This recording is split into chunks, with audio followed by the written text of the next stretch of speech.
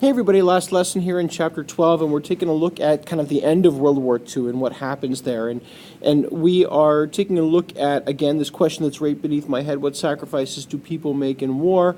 And we're going to see a couple of sacrifices made here today. Americans will lose the right to volunteer. They'll be drafted into this fight. We're going to see people lost, again, unneeded sacrifice due to poor planning, with the loss of hundreds of ships to German submarines.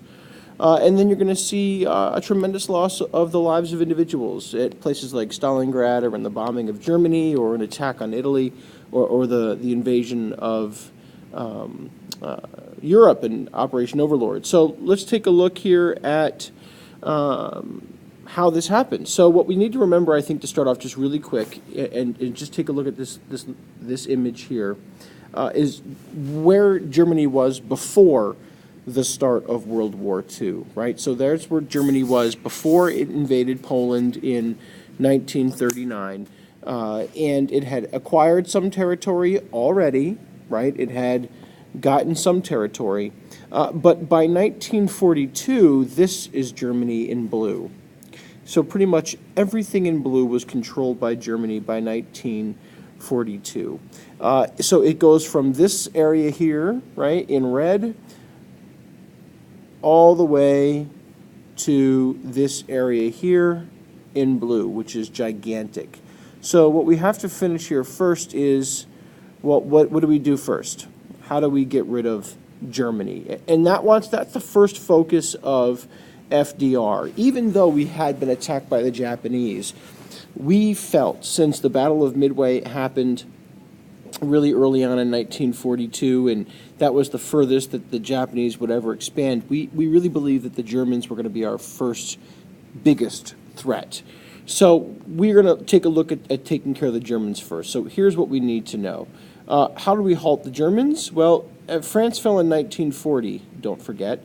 And after France surrenders to Germany in 1940, members of Congress begin to realize we're going to get involved here. So they introduced what's called the Selective Service and Training Act. This is a draft, and the way it works is Americans are selected. You have your name and information put into a big long list, and you're selected, you're drafted, and then you have to go and serve in the war.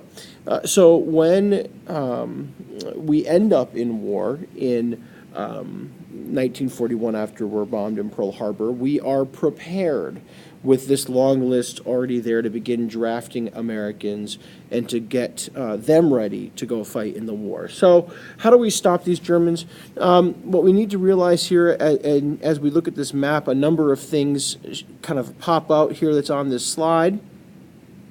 First, we have Hitler invading the Soviet Union in June of 1941. Then we have him getting really far into Russia.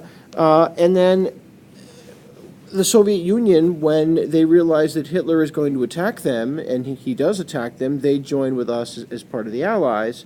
And what that does is it says, okay, well, we have to make sure we help out these countries that are involved. So now we've got Great Britain, America, and the Soviets as the allies, and how can we help them? We're not ready to invade Europe in early 1941 or 1942, and what we have to do is attack Germany where it's weakest. Germany is strongest in Europe, so how can we attack Germany in a place where it's weakest? And the answer there is going to be attack it on its periphery. It's a vocab word, on the edges of the German Empire. So if Germany controls everything that you can see here on this little map, and it does, where would be a periphery, the edge of the empire? Well, that's this place right down here. That's North Africa. That's the edge. That's the periphery. And General Dwight Eisenhower, in November of 1942, is going to invade in North Africa. And it's a very tough fight. For a while, Germany wins. It goes back and forth. And then we end up winning, along with our allies, Britain, in Northern Africa. And we kick Germany out of North Africa. And that's the first real big loss that we're able to provide the Germans as they are fighting against the rest of the allies in Europe. So we go from North Africa to what we'll see as the real turning point in the Battle of Europe, and that's going to be the Battle of Stalingrad. And what happens here is that Hitler sees this city called Stalingrad in the Soviet Union, and if he can take it from the Soviets, it would cut off the Soviet Union from its food, its oil, its factories. Eventually, the Soviet Union would have to quit, and they would no longer be part of the Allies. But what happens is, in their attacking on this city, the Soviets are able to trap the Germans around Stalingrad, surround them, and each side, in a 6-month lost battle, loses 500,000 soldiers. That's 1 million soldiers lost in one city. And it's not a very big city either. But this marks the turning point of the war in Europe, because from this point forward, in 1943, after the Battle of Stalingrad is over, the Germans will be retreating from that point forward. So what we have then, if we take a look at this map again, first the Germans lose in North Africa, thanks to our invasion. Then they lose in Stalingrad, which is actually off this map, but it's way over there in the Soviet Union.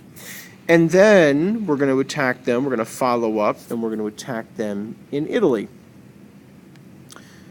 This is the soft underbelly of Italy. We figure it's a periphery, it's an edge, right? It should be an easy place to attack, but it's a disaster.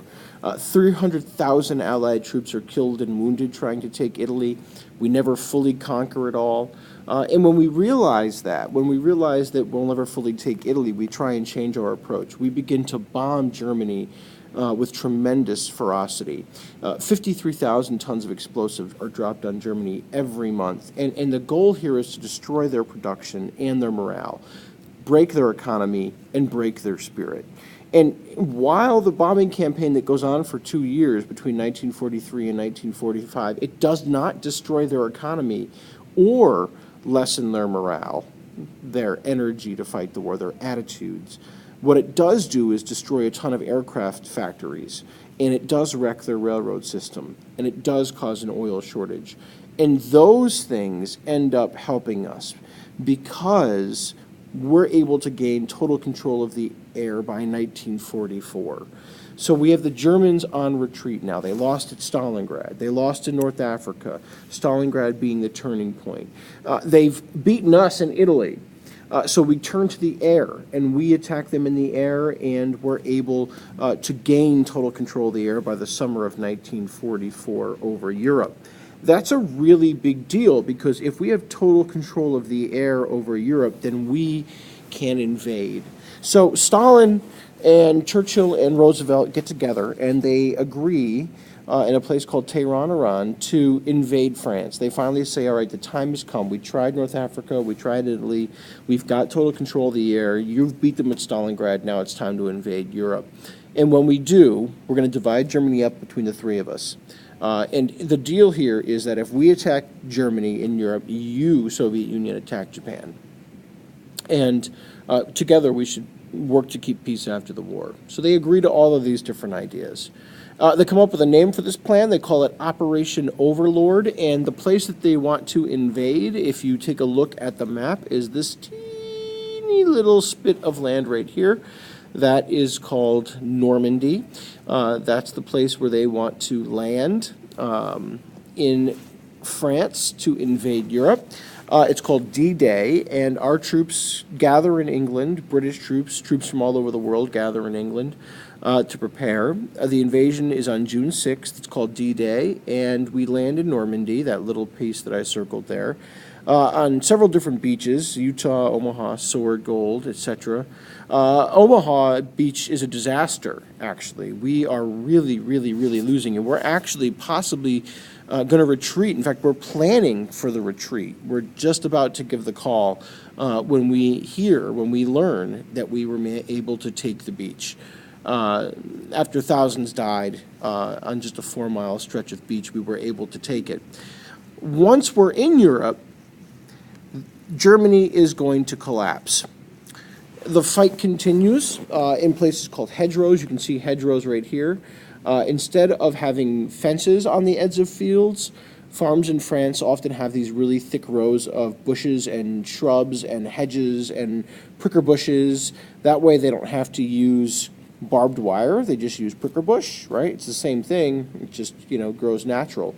And these things turn into really difficult traps to get through. I mean, how do you get through a 5-foot thick tangle of razor sharp pricker bush? You don't, right? So it's a really deadly advance through France heading towards Germany. And in fact, the Germans are able to catch us by surprise. They attack us, called the Battle of the Bulge. They want to cut off our supplies and attack us and drive us back to the coast of France. And they almost defeat us. 3 weeks the battle lasts. But thanks to a counterattack by American troops led by General Patton, we're able to win. And the reason we're able to win is that the Germans are not able to move supplies and troops as quickly as we can. We had a great advantage. We had tons of trucks that were able to do this for us.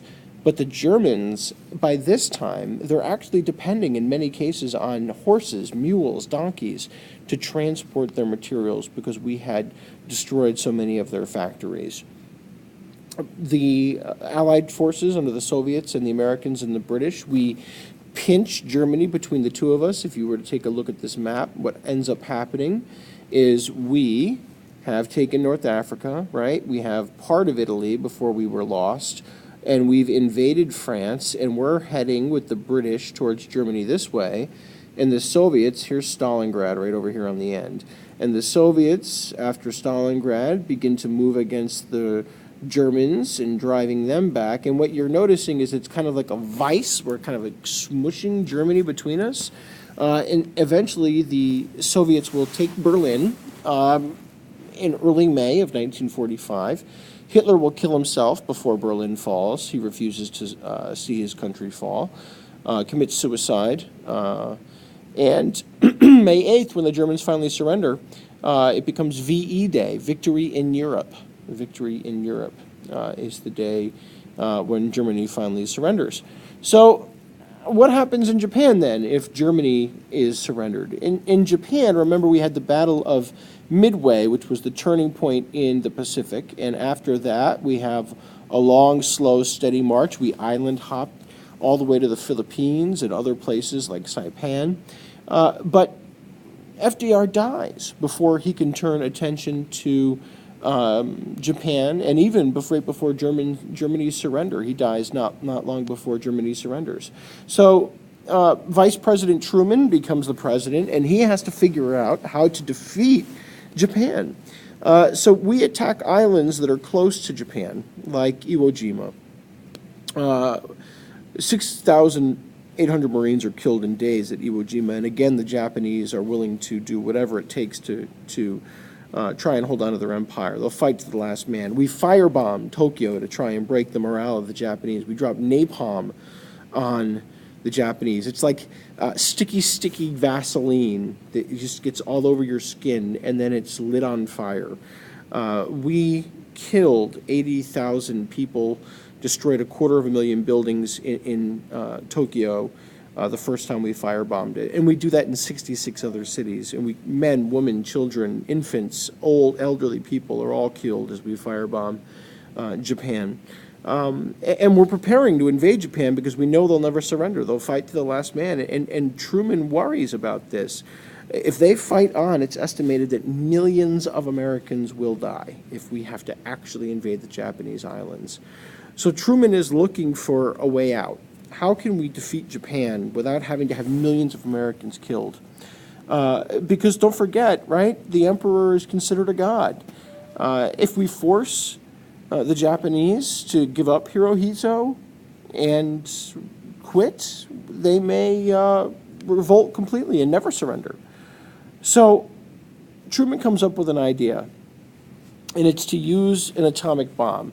See, we had first started developing an atomic bomb in 1941 after we heard about the Nazis working on one. We were called it the Manhattan Project. Started in Chicago, then in Los Alamos, New Mexico. Top scientists like Einstein and others led the charge on it. Even Truman didn't know about it when he was vice president. That's how top secret it was. Truman hears all different arguments about using the atomic bomb. It's going to kill a ton of civilians, but that doesn't really factor in because, we'd been firebombing. So the question is, do we warn Japan about this? Do we not warn them? Do we allow them to keep the emperor if they surrender ahead of time? Or do we just surprise them? Ultimately, what they decide is to threaten Japan, and they say that you will be utterly destroyed if you don't surrender. They don't, so we drop the bomb on Hiroshima. It's the first place we drop it. 63% of the city was destroyed. 120,000 were killed in a matter of seconds. Thousands more later from radiation sickness. The Soviets declare war on Japan, and we drop a second bomb on Nagasaki, causing equal destruction. Japan, not knowing how many more of these weapons we have and realizing that Tokyo could be destroyed, their emperor, their god emperor could be killed, they end up surrendering on August 15th, 1945, and that becomes VJ Day, Victory over Japan. So what do we do now, right? What do we do with this emperor? What do we do with these crazy Nazis? What do we do?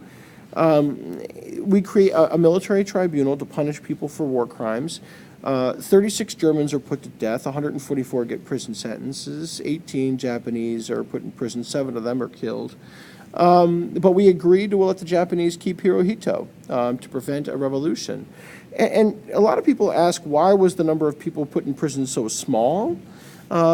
It wasn't really as small as you think. There were huge re-education camps in these countries where we tried to break people of their habits, of their beliefs, like Nazis, for example. Millions of Germans were diehard Nazis. Like, you just don't stop being a Nazi the day after Hitler kills himself. Right? And we'll talk more about that in class tomorrow, but that's a good summary of how World War II ends.